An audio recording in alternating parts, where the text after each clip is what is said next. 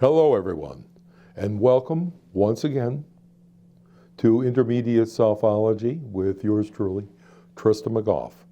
And today we're going to be covering the Contemplative Cycle, that is, the 12 stages of meditation. And rather than give a specific meditation, there are many meditational forms, we're going to consider the cycle of contemplation and the way that one typically will move through an entire 12 phases in order to complete what might be called one meditative session, whatever one is doing on. I have found that the best way to explain what is really going on with meditation is, because meditation can be looked at, you can say meditation is a series of steps that you follow in a prescribed manner. And then some people will tell you meditation is a state of consciousness that is achieved through perhaps those steps being followed in a diligent and disciplined fashion. And then there will be others who will say that meditation is a form that consciousness assumes. And others will speak of meditation as a process or meditation as a step along the ladder of evolution. But I want to look at meditation in terms today of cognition. We spoke of cognition and the 8 different processes that are all involved. However, there are modifications of consciousness that I wish to go through in order so that we can understand what meditation really is. First of all, meditation comes from a Latin word. It means to be at the center. And that's exactly where I place it here, within the cognitional sphere, which we could look upon as being divided into sensation, which relates to the physical environment. We have our active senses, right? Our sense of locomotion and manipulation, etc., as well as we have our passive senses, such as sight and hearing and tasting. So these are all sensations, and they are actually in the causal nature of this universe, and therefore they will produce an effect within the body. So you have something external that is impinging upon one of the sensors in the body or more, and then being translated under the special power of that sense, whether it's hearing or sight or feeling, as tactile feeling, etc. And that becomes eventually a sensation.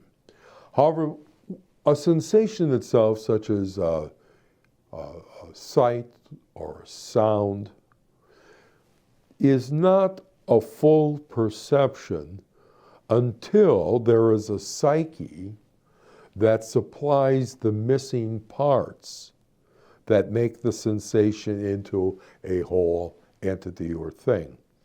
For instance, when you look at this page, you're seeing the front of the page. You're not seeing the back of the page, but you assume that there is a back of the page. This is the manifest image, and then your mind goes on through perception to supply the latent image so that you have a sense of a full entity, and that's perception. Sensation is you're just seeing. What are you seeing? You're seeing colors and you're seeing shapes. That's all you're seeing. That's all. And from that, you're interpreting that there's a back or that this page is so thick, and there you go. You were right. It has a back, but you didn't see that. You might have perceived it, but you didn't see it as a sensation. And that's the difference between those two. Besides perception, there's conception. So we have sensation, which is a cognition that is based upon an adventitious force being received by an appropriate sensor and sent to the coordinating center of the brain. Whereas a central faculty, it is interpreting that sensation either as a sight or sound or smell or taste or touch. And it provides the fullness to that touch or that sense of smell by having a perception. It isn't just that the odorants touch my nostrils and that there's that interface and that's all there is. No. With a perception, I fill in the rest, thinking that that smell comes from someplace. The smell comes from a bakery. The smell comes from a restaurant. The smell comes from the burning diesel fuel of a truck, etc. Besides sensations that we have and perceptions that we fulfill within our psyches and conceptions, that is, ideas that we generate, we are able to keep the generation of ideas and images that we've now internalized as perceptions, we keep them going in something called cogitation. Cogitation, the process of cogitating, is using your images, feelings, and thoughts, and your wills, and this whole soup of cognostic elements and content, and you keep them going in a flow of thought, a flow of consciousness, actually, because that flow of consciousness contains feelings that continue, does it not? Yes, it does. Intentions and commitments and desires, they're all flowing along. This is cogitation when it's directed. But cogitation flows into something. It flows into a sea. All the rivers, they flow into the sea of your consolidated consciousness. And your consolidated consciousness is where that unifying dimension takes the things that you've experienced here in cogitation through the rest, and it combines them, consolidates them in unique configurations that have sense and meaning to you and allow you to find your position within the universe as well as in your local setting. Find your position in your family, your position in your society, your community, your neighborhood, the corporation or the organizations that you might belong to. These are all part of consolidation. At the top of all of them is ideation, because whether it's a sensation or a perception or a concept or a cogitated consciousness or a consolidating consciousness, it is an ideating consciousness. It's a consciousness which is forming systems. And these systems are systems of ideas. These ideas themselves are what we inhabit. Our body is an idea. It's an ideatum. It's an idea that is manifest. The DNA is manifested, its blueprint, its idea, in this very body. So the source of all cogitation is actually ideation. Now, you can either go through life following these modifications of cognition, or you can enter onto a path of self-conscious control. That path of self-conscious control is called yoga. Yoga means union. It is a union of all of these together.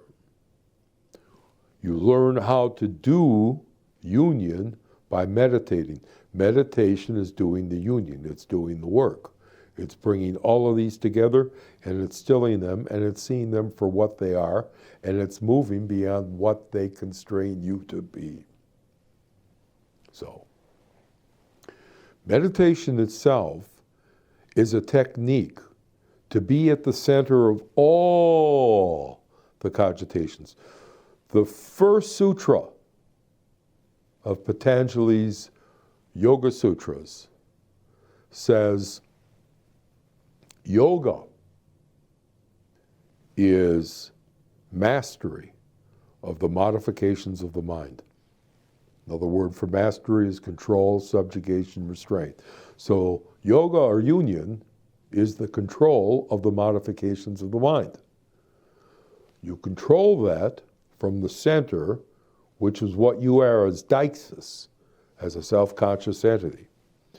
And from that position as a self-conscious entity, you undertake 12 steps when you wish to meditate, 12 steps that you go through as a conscious being, and you can go through these consciously, and there are different schools that do teach you about the yoga of meditation.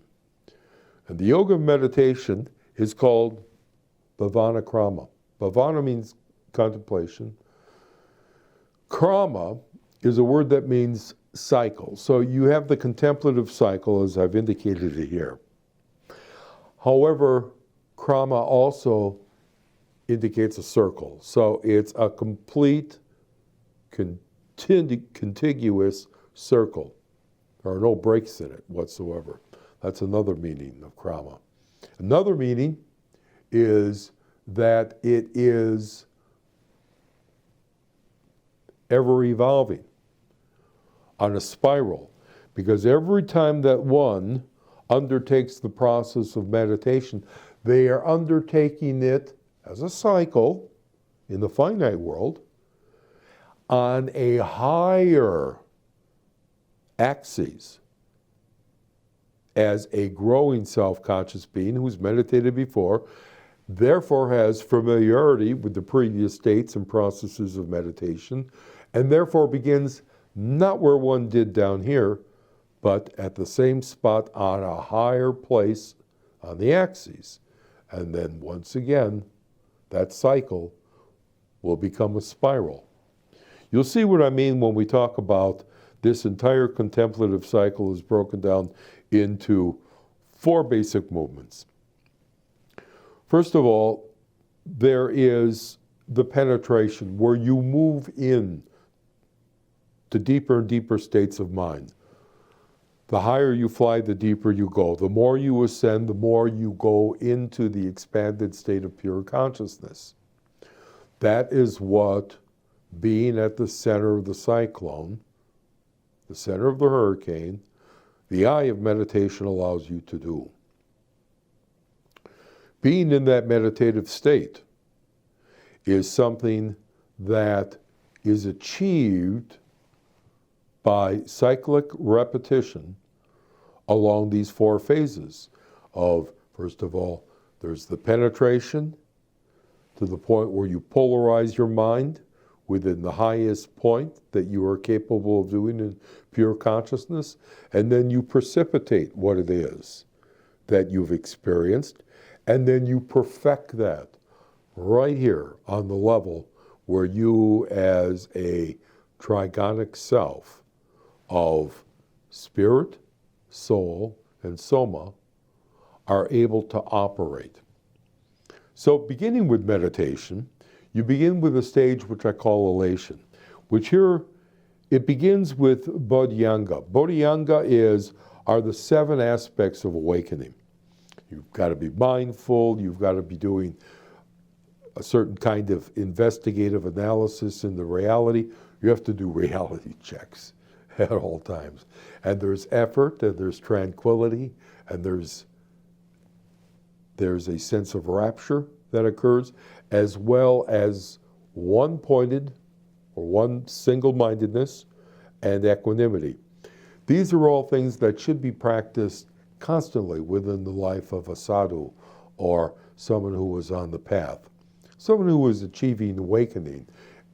I am conscious of being conscious, and wishes to awaken further, does so within the context of bodhyanga, that is, within these 7 factors of awakening right here in our daily life. And this is what I call as alation, because you are in an allotative state, a state of interaction with the rest of the world. You are in an allotative state with your own interior, mind, psyche, as you are translating behavior, as at the same time you have your own internal thoughts and feelings which are occurring. That's where you begin. And that stage of beginning incorporates a number of things into those 7 factors of awakening. The most important are virtues. 10 virtues are listed as the virtues of restraint and the virtues of fulfillment, or positive virtues. One are restrictions or proscriptions, if you will. The other are prescriptions, things you should do.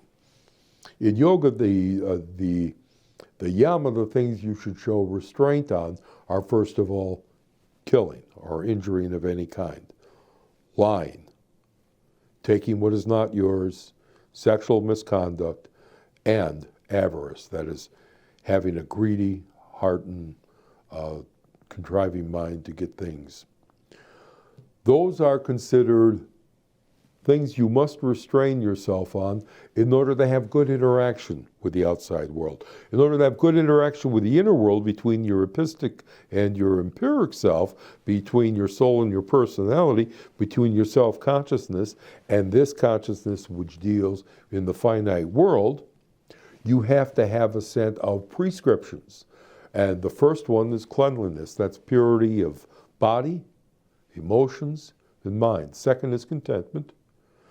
You're content with what you have. You do not have to fly off somewhere else in order to achieve a distracted or disquieted state. The next is tapas, or austerities. They are the disciplines. They're the impositions that you place upon yourself, literally to ignite a fire of effort. So that is, if you will, applied effort. That's another thing that you're prescribed to do. Another is self-study. It is looking at yourself in the context of the day and how well you've done as an evolving conscious being, as well as checks throughout the day. And then there's the 5th prescription in yoga that belongs down here in this first step, along with Bodhyanga. And that is Eshta Devata. That is devotion to your deity. Your deity is your highest conception of divinity. That deity is, within the yogic tradition, your own potential self, the potential powers of yourself. It is often deified externally as those powers themselves, as if they were a force in which you could objectively call from. That helps reinforce certain theistic ideas that people who have a personal conception of the one self may have, that those who have an impersonal conception of the one self may not have. The second stage is pratyahara. That is closing off the senses. It's abstraction, as I place it here. You abstract in 2 different ways. First of all, you abstract from the world.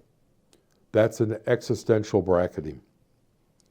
You let the world go in all its 5 senses. You close down the senses so that the sensory environment, sensation, is closed off as completely as it can be under your control. That's why you go to a solitude, a quiet place. There's not going to be any distraction except whatever internal distractions you might provide and have to combat by way of your own cogitative experience.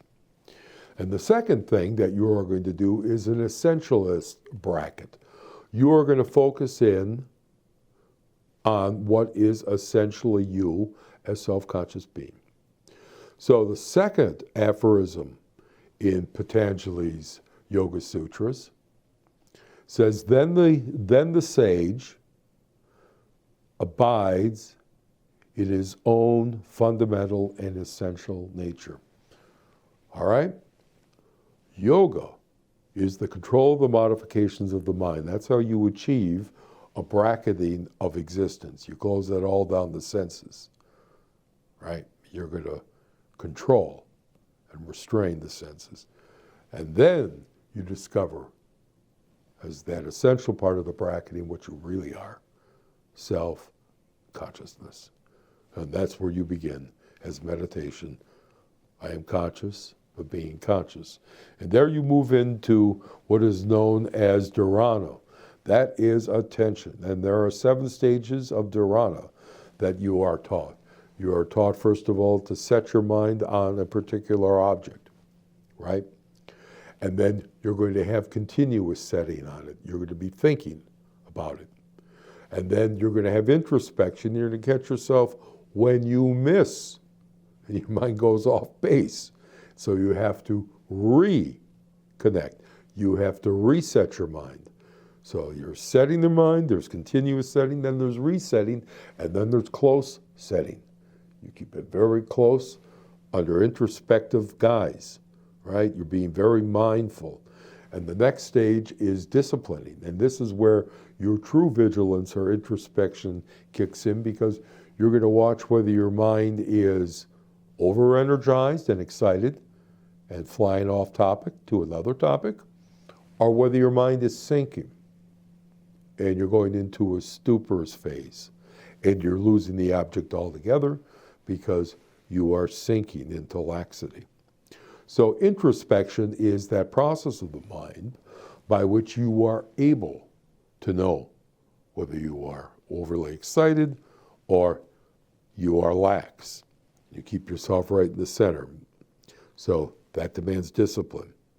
And when you do that a little bit more with that power of introspection, that is where you pacify. You no longer have to keep slapping the hand that wants to take the candy, or that wants to go over here and have that piece of candy in your mind. It started to still down, and your child mind is now starting to begin to settle and pacify. Next, you apply your will so that there is complete or thorough pacification. And then that will becomes absolutely firm and one-pointed on that object which you set your mind to, and at that point you achieve the 9th state of equanimity, which is calm abiding. And there are certain signs that you've entered into dharana and you are ready to ascend into dhyana. And among them, there will be this lightness of the head when you are meditating, because all the prana, the energies, are being focused through udana prana up through the head. And so you're going to feel a lightness in the head, and this is called the bliss of physical pliancy. You'll feel this physical bliss, this delightful sensation, because the energies, your neural energies and your pranic energies, are all being concentrated within the cerebral environment, if you will. Secondly, you're going to have what is called mental pliancy. Your mind is no longer going to be wavering over here or wavering over there. You're no longer going to be lazy in your focus, nor are you going to be distracted and excited to have your focus anywhere else. It is set on that one object, and you have complete mental pliancy in doing that.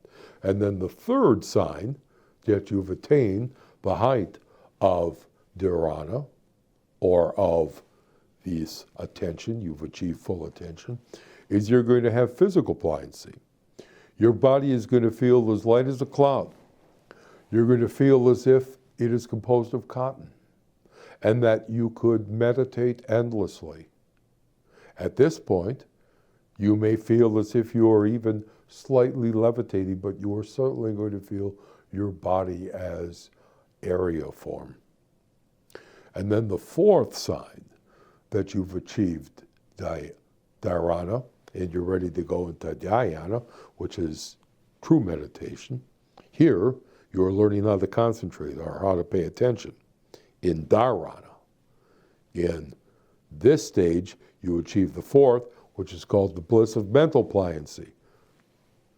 You have such mental bliss that you want to stay within that psychical state of mind forever. When you have these 4 signs, you know you're ready for the ascension into dhyana, which in Buddhism is called the 4 formful concentrations. And the Buddha very clearly outlines what these are.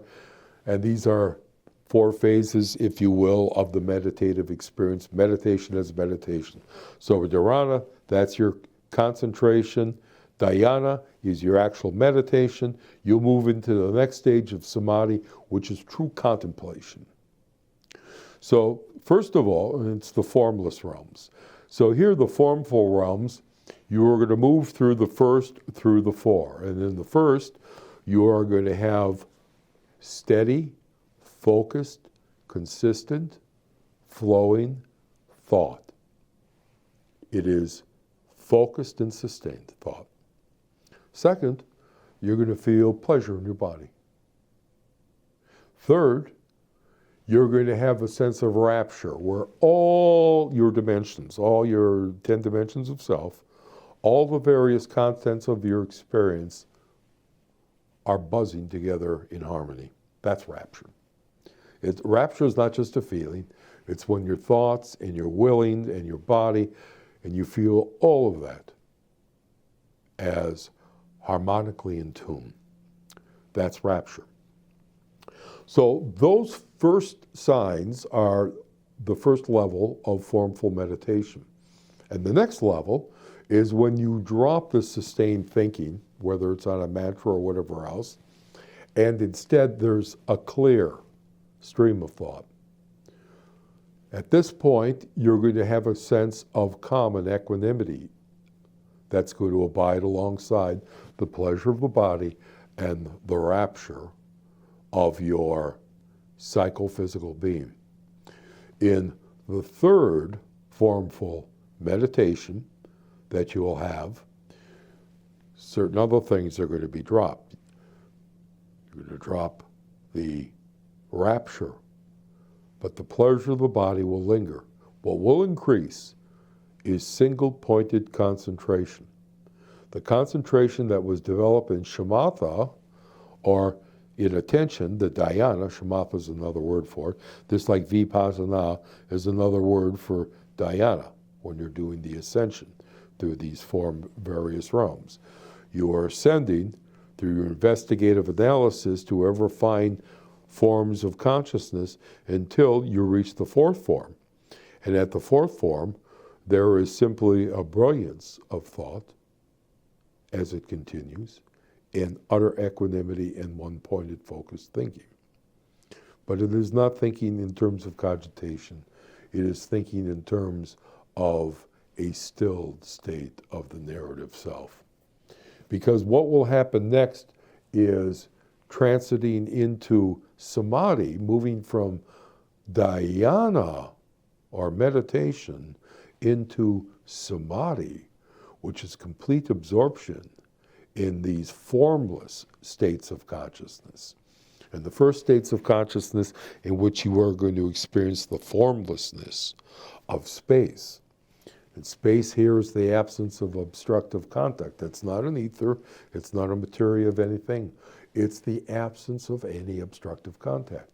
And you experience as well timelessness, the absence of any succeedent kind of serial connection, sequence, or serialization of your experience, as well as you will have a sense of there being an entitylessness or a totality where everything and all entities are part of one entity, and as well as shunyata, the experience of pure emptiness, where nothing, whether it's permanent or impermanent, has the kind of existence where it's independent,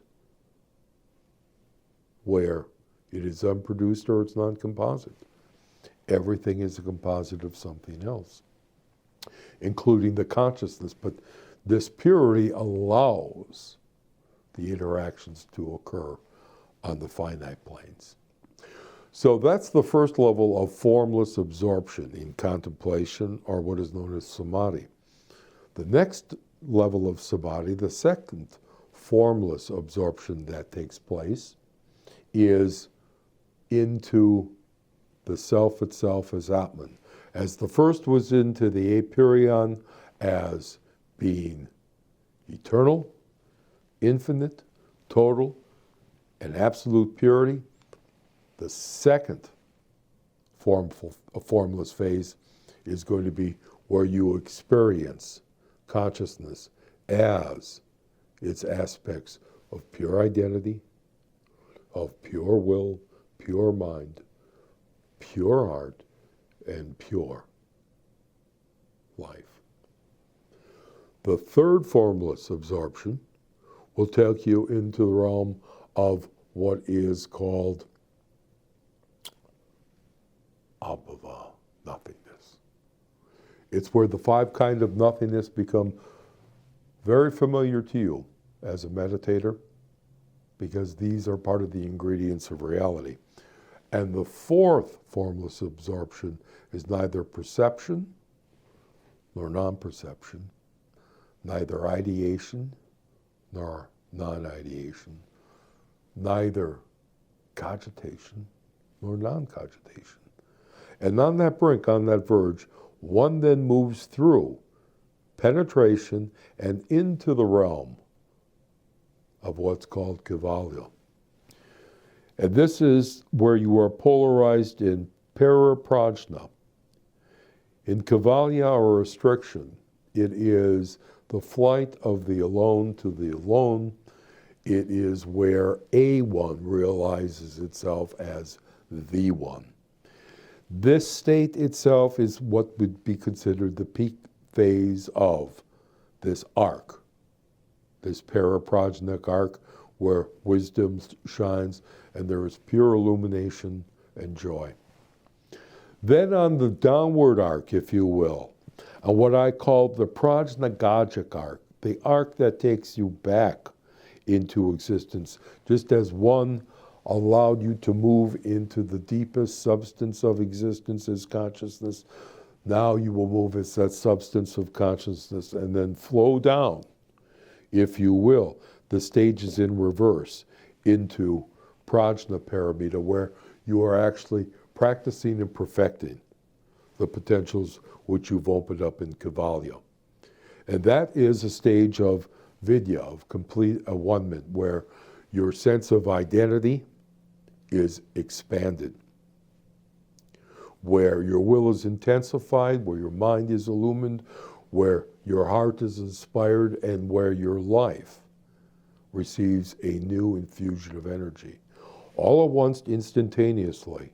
And these come then in the cycle of descent into gnosis. And gnosis is where you are attuning all your system to the basic aspects of your unfolded logos and bios and ethos and pathos. And this is brought down further into epistemia, which is the